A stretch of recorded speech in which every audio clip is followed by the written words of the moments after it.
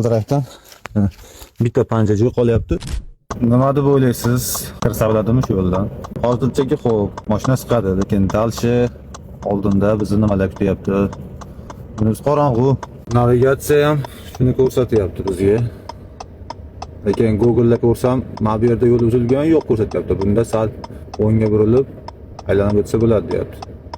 Google karta mana bunda aylanib ketish ko'rsatyapti. Xo'sh, menejerdan ruxsatni oldik. Kiramiz, yo'l yo'q deyapti. Ko'ramiz, nima bo'ladi, boramiz, bormaymiz, ko'rsataman. Omadimizni berib, ish qilib yetib borik.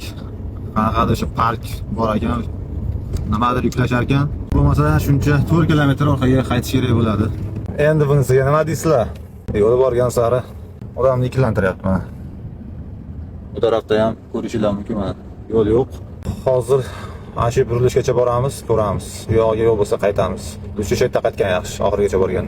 Xullas do'stlar, qaytadigan bo'ldik. O'sha yo'l yo'q, ko'z yetmadi. Boshqa yo'l topamiz. Mana bu yoqda distansi. Bu yoqda ham shunaqa. Xudo xolasa bir narsa qaytib olamiz endi. Qo'ychoq bilan.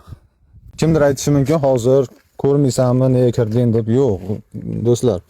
Men ko'rdim, aytdim, rasmga olib tashladim mana bu ahvol. Xullas, g'ildirakdan bitta panjachi qolyapti. Xuddi shunaqa yo'l 2 kilometr hozir 2 kilometr 100 ming qaytishim kerak. Men aytdim, endi bularga tushuntirishim mana shunaqa kelib taqalgan joyida ana shu yoqda ko'rsatib, bu mashina tomini tegib qoladi, o'talmaydi deganingizdan keyin bular qaytadi. Ungacha yo'q dedimmi, ular yurish kerak, bo'ldi, tamom. Men ответственность bo'ynimga olmayman deb kelganman. Mana bag'ida ham shu ahvol. Bu dalaga kirib bo'lmaydi. Yumshoq ekan, ko'rdim. Xullas shunaqa. Qo'ymaydim kesam. Xullas shunaqa ishimiz qiziqligi ham mana shunda. Har bir tekisda bo'lsa ham bo'lmaydi.